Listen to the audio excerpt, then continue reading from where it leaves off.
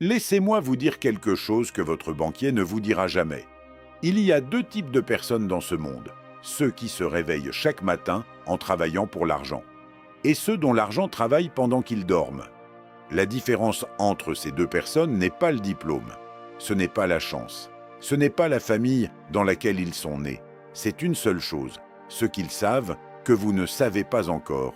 Et aujourd'hui, je vais vous le dire, peu importe votre âge, que vous ayez 50, 60 ou 70 ans, peu importe si vous pensez qu'il est trop tard, peu importe si votre compte en banque ressemble en ce moment à une blague. Ce que vous allez entendre dans les prochaines minutes peut littéralement changer la trajectoire du reste de votre vie. Des millions de retraités en France dépendent aujourd'hui quasi exclusivement de leur pension comme unique source de revenus. Des millions. Des gens qui ont travaillé toute leur vie. Des gens qui ont fait les bons choix. Des gens qui méritaient mieux. Mais personne ne leur a jamais appris ce que je vais vous apprendre aujourd'hui. Et vous savez ce qui me brise le cœur? Ce n'est pas compliqué. Ce n'est pas réservé aux experts. Ce n'est pas une formule secrète que les riches cachent jalousement. Ce sont 7 décisions, 7 habitudes, 7 stratégies que n'importe qui peut appliquer dès cette semaine. Je vais vous partager exactement ce que j'aurais voulu savoir quand j'étais fauché, endetté et sans perspective. Des stratégies qui fonctionnent quel que soit votre point de départ. Et le meilleur arrive à la fin. Parce qu'ensemble, nous allons construire votre plan financier personnel concret pour les 7 prochains jours. Mais avant, je veux que vous répondiez honnêtement à cette question. Si vous ne pouviez plus travailler demain, votre argent continuerait-il à travailler pour vous? Ou s'arrêterait-il avec vous? Si la réponse vous met mal à l'aise, c'est exactement pour ça que vous êtes ici. Et c'est exactement pour ça que cette vidéo va changer quelque chose. Sortez un carnet. Parce que ce que vous allez noter va valoir bien plus que le temps que vous avez investi pour le regarder. Mais d'abord, laissez-moi vous poser une question simple. Contrôlez-vous votre argent? Ou est-ce lui qui vous contrôle? Quand j'étais jeune, je pensais que la chose la plus importante dans la vie était de trouver un bon emploi stable. Et vous savez, beaucoup d'entre nous vivent ainsi. 40 ans de travail, 40 heures par semaine, pour finir avec 40% de ce qui n'a jamais été suffisant dès le départ. Tout cela dans l'espoir d'une retraite paisible. Mais voici la vérité qui m'a été révélée très tôt. Ce n'est pas la quantité d'argent que vous gagnez qui compte, c'est ce que vous en faites. Je me souviens de ma première rencontre avec mon mentor. Il a examiné ma situation financière et m'a demandé « As-tu déjà économisé ne serait-ce que 10 centimes sur chaque euro ?» J'ai répondu non. Et il a simplement souri et dit « C'est par là que nous allons commencer. » C'était le premier principe. Apprenez à gérer même un peu si vous voulez en avoir plus. J'étais fauché, complètement endetté, sans perspective, sans plan. Mais à partir du moment où j'ai commencé à apprendre la littératie financière, non pas dans les journaux mais dans la philosophie, tout a commencé à changer. Pas immédiatement, mais avec le temps. Car la richesse n'apparaît pas par accident. La richesse est le résultat des bonnes habitudes et de la bonne mentalité. Voyez le paradoxe. Les gens croient que le bien-être financier dépend du revenu. Si seulement je gagnais plus, disent-ils. Mais non, le véritable bien-être financier est une question de décision, de discipline, de réflexion à long terme. Vous pouvez avoir 1 million d'euros et le perdre en un an. Ou vous pouvez avoir un revenu modeste et bâtir un héritage durable. J'ai rencontré des personnes qui gagnaient très peu mais jouissaient d'une vraie liberté. Pourquoi ? Elles vivaient en dessous de leurs moyens, investissaient dans la connaissance, ne recherchaient pas la gratification instantanée et construisaient brique par brique. Un homme m'a dit un jour « J'ai déjà 60 ans, c'est trop tard pour commencer. » Et j'ai répondu « Quel est le meilleur moment pour planter un arbre ?» Il y a 20 ans. Et le deuxième meilleur moment, aujourd'hui.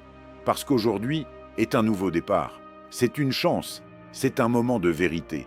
Et si vous prenez la responsabilité de votre argent aujourd'hui, vous pouvez changer non seulement votre avenir financier, mais aussi votre état intérieur. De la peur à la confiance, du manque à l'abondance, de l'incertitude à la sagesse. Rappelez-vous, l'argent est un serviteur, mais un maître dangereux. Apprenez à le gérer et il vous servira toute votre vie. Sinon, vous le servirez jour après jour, paix après paix. Et ce n'est pas la vie que vous méritez. Passons maintenant aux 7 stratégies. Ce ne sont pas de simples conseils tirés de livres, ce sont des principes vécus, observés dans la vie de milliers de personnes. Et chacun commence par une décision. Première stratégie, vivre avec 70% de ses revenus. Mon mentor m'a expliqué un jour, apprenez à vivre avec 70% de vos revenus, pas 100%, et certainement pas en dépensant 110% comme la plupart des gens. Cette habitude est devenue mon point de départ. C'est simple mais puissant. À l'époque, je gagnais très peu et je pensais, j'arrive à peine à joindre les deux bouts, comment puis-je économiser? Et il a répondu, si tu ne peux pas vivre avec 90% de ton revenu, tu ne pourras pas vivre avec 1000% non plus. C'était un choc. Et c'était vrai. La gestion financière est une question d'autodiscipline, pas de mathématiques. Voici la répartition. 70% pour vivre. 10% pour investir en vous-même, livres, formation, connaissances. 10% pour le capital qui travaille pour vous, épargne et investissement. Et 10% pour la générosité et la charité. Car une fois que vous apprenez à donner, vous ouvrez un canal pour recevoir. Ce n'est pas seulement une stratégie financière, c'est une philosophie de vie. Vous commencez à penser comme un bâtisseur, pas comme un consommateur. Vous posez une fondation. Deuxième stratégie, économiser et faire fructifier. Ne cachez pas de l'argent sous un matelas. Faites-le croître. L'argent doit travailler. S'il ne travaille pas, ce n'est pas de l'argent, c'est juste du papier qui dort. La discipline est le pont entre les objectifs et les résultats. Je me souviens d'un moment où j'étais en retard pour le paiement d'une facture. Ce n'était pas une grosse facture, mais cela m'a tellement affecté que je me suis dit « assez ». À partir de maintenant, je gère l'argent, pas l'inverse. Et j'ai commencé à économiser non pas quand il restait quelque chose à la fin du mois, mais dès que je recevais un revenu, automatiquement, systématiquement. Parce que savez-vous ce qu'il y a de mieux dans l'épargne automatique? Elle n'est pas négociable. Vous le faites comme vous vous brossez les dents. Pas de discussion, pas de débat intérieur. Vous épargnez d'abord et vous vivez avec le reste. Ce simple renversement de priorité change tout. Troisième stratégie, étudiez l'argent comme si votre vie en dépendait, parce que c'est le cas. À l'école, on ne nous a pas appris ce qu'est l'intérêt composé. On ne nous a pas appris qu'une carte de crédit n'est pas de l'argent. On ne nous a pas appris que le plus grand ennemi de la liberté financière n'est pas le manque d'argent, c'est le manque de connaissances. Mais vous pouvez apprendre à tout âge, peu importe si vous avez 50, 60 ou 80 ans. Ce qui compte, c'est si vous êtes prêt à apprendre. J'ai commencé à lire tout ce que je pouvais trouver sur l'argent, sur l'investissement, sur les impôts, sur la façon dont les gens prospères pensent, non pas pour devenir un expert financier, mais pour cesser d'être une victime financière. Et je vous recommande la même chose, une nouvelle leçon par semaine, un terme financier, un principe. Ce sont des choses simples, mais elles changent tout. Comme disait mon mentor, l'une des pires conditions n'est pas la pauvreté, c'est l'impuissance financière. Et l'impuissance financière vient de l'ignorance financière. Posez-vous cette question. Si chaque euro était un travailleur, lui donneriez-vous une tâche, un but, un plan? Ou le laisseriez-vous paresser dans des achats impulsifs? L'argent est comme une armée. Soit elle est disciplinée, soit elle se rebelle. Et vous êtes le commandant en chef. Vivez avec moins que ce que vous gagnez. Économisez et faites fructifier. Et apprenez quelque chose de nouveau sur la finance chaque semaine. C'est le chemin. C'est le début de la liberté. Commencez aujourd'hui, pas lundi. Pas après le prochain virement. Aujourd'hui. Prenez un stylo et notez quel est votre revenu mensuel, combien représente 70%, combien représente 10%, et passez à l'action. Car sans action, il n'y a pas de résultat. Il vaut mieux commencer petit que de ne pas commencer du tout. Quatrième stratégie, planifiez votre argent avant qu'il ne vous quitte. Je me souviens du moment où j'ai finalement appris à créer un plan financier mensuel. Et ce n'était pas un budget compliqué de 10 pages. C'était une liste simple. Revenus, dépenses, restes et surtout un but. Où ira chaque euro? Parce que si vous ne lui dites pas où aller, il trouvera son propre chemin pour disparaître. La liberté financière ne commence pas avec un gros héritage ou un gain à la loterie. Elle commence avec un carnet, un stylo et une habitude. Avant qu'un nouveau mois ne commence, asseyez-vous et écrivez. Voici ce qui entre, voici où ça va, voici ce que j'investis. C'est votre façon de dire à l'argent, Je suis aux commandes maintenant. Et si le revenu est instable? La réponse est simple. Planifiez même pour l'instable. Un mauvais plan vaut mieux que pas de plan du tout. Faites une projection minimale. Déterminez une base de survie et travaillez avec. Et quand plus arrive, ne le dépensez pas tout de suite. Faites travailler le surplus pour vous. Tout ce qui n'est pas planifié sombre dans les émotions. Combien de fois avez-vous fait un achat spontané et l'avez-vous regretté plus tard? Ce n'est pas une décision financière, c'est une réaction émotionnelle. Mais dès que vous commencez à planifier, vous commencez à agir en fonction d'objectifs, pas d'impulsion. C'est la maturité financière. 5e stratégie. Créer des actifs, pas seulement économiser de l'argent. Car l'argent en lui-même ne donne pas la liberté. Il doit être transformé en quelque chose qui travaille sans vous. Ne travaillez pas seulement pour l'argent. Faites travailler l'argent pour vous. Voici le grand piège. Beaucoup pensent « je n'ai pas assez pour investir dans quoi que ce soit ». Mais un actif n'est pas toujours lié aux actions ou à l'immobilier. Un actif est tout ce qui vous apporte un revenu ou une valeur au fil du temps. Les compétences peuvent être un actif. Une petite activité est un actif. Un savoir bien structuré et partagé pendant des années est un actif. J'ai commencé par acheter des livres et les transformer en connaissances, les connaissances en idées et les idées en produits. Puis j'ai appris à investir dans l'enseignement aux autres. L'enseignement a créé des ateliers. Les ateliers ont créé des revenus. Les revenus sont devenus du capital. C'est le cycle du pouvoir. À un âge plus avancé, vous avez un avantage que les jeunes n'ont pas. L'expérience. Et si vous la structurez, elle devient un actif. Pensez, quelle compétence avez-vous déjà qui peut être transformée en revenu? Que savez-vous? Que possédez-vous? Qui a besoin de votre expérience?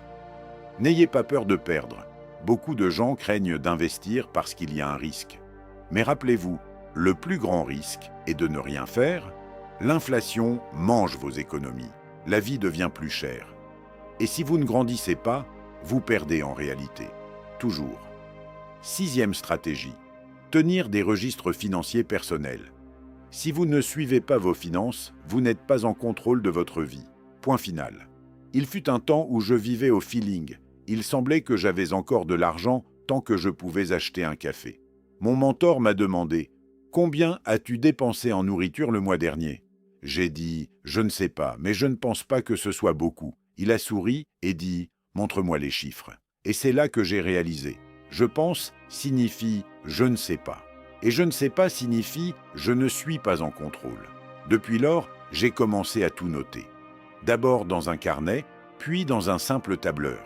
Et quelque chose a changé, non pas dans l'argent, mais en moi. J'ai commencé à voir où allaient mes dépenses inaperçues. Et surtout, je me suis senti à nouveau en contrôle. Et du contrôle vient la paix. Le suivi est votre conscience financière. C'est un miroir dans lequel vous n'aimez pas toujours vous regarder, mais en lui réside la vérité. Et cette vérité vous rend plus fort. Commencez aujourd'hui. Notez combien d'argent est entré ce mois-ci, combien est sorti, où il est allé. Parce que l'argent ne ment pas. Il montre clairement ce que vous valorisez vraiment. Vous pourriez dire que la croissance personnelle est importante. Mais si vos registres montrent 0 € en livres et 300 € en divertissements inutiles, la réalité parle d'elle-même. 7e stratégie, la plus profonde. Pensez en termes d'héritage. Au lieu de vous demander combien vais-je gagner, posez-vous une question différente. Que vais-je laisser derrière moi? Le bien-être financier ne concerne pas seulement une retraite confortable.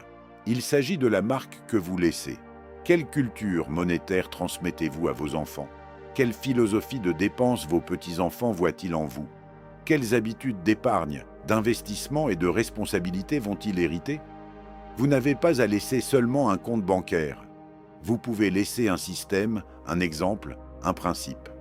Si vos enfants savent que vous avez toujours vécu de manière responsable, investi dans la connaissance, évité les dettes inutiles et pensé stratégiquement, ils ont déjà hérité de quelque chose de puissant. Et cet héritage durera plus longtemps que n'importe quel chèque. Je me souviens d'une histoire, un homme âgé, un artisan. Il n'avait pas une grande fortune, mais il avait des registres, des carnets, des décennies de données. Il suivait ses revenus, ses dépenses, ses projets, ses leçons apprises. Et quand ses enfants ont vu cela, ils ont vu un système. Ils ont vu que leur père n'était pas seulement un travailleur, mais un penseur, un planificateur, un bâtisseur. Et cet héritage a changé leur vie. La vraie richesse n'est pas seulement à la banque. Elle est dans le cœur, dans la discipline, dans la sagesse, dans la capacité à dire « je n'ai pas seulement dépensé, j'ai créé. Je n'ai pas seulement consommé, j'ai construit. Je n'ai pas seulement vécu, j'ai laissé un chemin pour que d'autres le suivent. » Et vous savez la meilleure partie? Cela ne nécessite pas des millions. Cela nécessite des décisions petites, quotidiennes, cohérentes. Calculer, économiser, préserver, donner, enseigner. C'est la formule. Maintenant, passons à l'action, parce que la connaissance sans action n'est que de l'intellect. Mais la connaissance avec action est du pouvoir. Voici votre carte financière personnelle. Évaluez-vous de 1 à 10 sur chacun de ces 10 domaines. 1 signifie « j'échoue complètement ». 10 signifie « je le fais constamment et avec confiance ». Ce n'est pas une critique, c'est votre miroir financier et il vous aidera à voir exactement où concentrer vos efforts. À quel point gérez-vous vos dépenses mensuelles avec confiance? À quelle fréquence mettez-vous automatiquement de côté une partie de vos revenus? À quelle fréquence investissez-vous dans votre littératie financière? À quel point savez-vous clairement où va votre argent chaque semaine? À quel point votre plan mensuel de revenus et dépenses est-il détaillé? Avez-vous au moins un actif qui vous rapporte des revenus indépendamment de votre emploi principal? Avez-vous un fonds d'urgence d'au moins 3 mois de vie? À quel point êtes-vous libre de dettes et d'obligations de crédit inutiles? À quelle fréquence parlez-vous ouvertement d'argent avec votre famille? Et enfin, à quel point êtes-vous confiant que vous transmettez une culture financière saine à la prochaine génération? Regardez maintenant votre liste. Quel domaine a le score le plus bas? C'est votre point faible. Mais c'est aussi votre plus grande opportunité. Car en changeant cela, vous changez tout le système. Si un engrenage ne fonctionne pas, tout s'arrête. Mais si vous le réparez, tout commence à bouger. Voici votre mission pour la semaine. Concentrez-vous sur ce seul domaine. Faites un plan d'action simple. Si c'est le suivi des dépenses, notez chaque achat chaque soir, sans exception. Si c'est investir en vous-même, choisissez un livre sur la finance et lisez 20 minutes par jour. Si c'est l'épargne, mettez en place dès demain un transfert automatique de 10% de chaque revenu. Si c'est la communication familiale, planifiez une conversation financière ouverte cette semaine autour d'un repas. N'attendez pas le moment parfait, créez-le. Notez 3 actions spécifiques que vous prendrez régulièrement. Petites mais précises. Cela peut être aussi simple que vérifier votre solde chaque matin ou économiser 5 € avant de vous coucher. Le secret est la cohérence, car les petites disciplines répétées créent les grands changements. Après une semaine, revenez à cette même échelle. Vérifiez si le score a changé. Comment vous sentez-vous? Qu'est-ce qui est devenu plus facile? Où est apparue la confiance? Car avec chaque exercice de ce genre, vous devenez plus fort, plus proche de la liberté financière, plus proche de votre vrai moi. Dans ce processus, il n'y a pas d'échec. Il n'y a que du mouvement ou une pause. Et si vous bougez, même d'1 centimètre, vous avez déjà gagné. Arrêtez cette vidéo 1 seconde. Vraiment. Posez le téléphone, fermez les yeux. Et demandez-vous honnêtement, dans 10 ans, qui voulez-vous être? Quelqu'un qui regarde encore des vidéos sur la liberté financière en espérant que les choses changent toutes seules? Ou quelqu'un qui a décidé un soir précis de faire quelque chose de différent? Ce soir peut être ce soir, pas demain, pas lundi, pas quand les conditions seront parfaites, parce que les conditions ne seront jamais parfaites. Il y aura toujours une raison d'attendre, une facture imprévue, une période difficile, une excuse bien habillée en bonne raison. Mais les gens qui changent leur vie financière ne le font pas quand c'est facile. Ils le font précisément quand c'est difficile. Parce qu'ils ont compris quelque chose de fondamental. La discipline que vous exercez dans les moments difficiles est exactement ce qui construit la liberté que vous vivrez dans les bons moments. Vous venez de passer du temps avec cette stratégie, cette clé. Maintenant, la question n'est pas de savoir si elle fonctionne. Elle fonctionne. La question est de savoir si vous allez les appliquer ou si vous allez fermer cette vidéo et retournez exactement là où vous étiez il y a 25 minutes. Je vous connais. Vous n'avez pas regardé cette vidéo jusqu'ici par hasard. Quelque chose en vous cherche. Quelque chose en vous sait que vous méritez mieux que ce que vous avez construit jusqu'à présent. Et cette partie de vous a raison. Vous méritez de ne plus vous réveiller en vous demandant si vous aurez assez à la fin du mois. Vous méritez de regarder votre famille et de savoir que vous leur laissez quelque chose de solide. Vous méritez cette liberté. Pas dans 20 ans. Progressivement. Brique après brique. À partir de maintenant. Alors voici ce que je vous demande. Une seule chose. Pas 7. Une. Prenez ce carnet que vous avez sorti au début de cette vidéo et écrivez une phrase. Une seule phrase. La première action financière concrète que vous allez faire demain matin avant 10 heures. Pas une intention vague. Une action concrète, datée, irrévocable. Parce que cette phrase est le début de quelque chose. Et dans les commentaires, écrivez-la.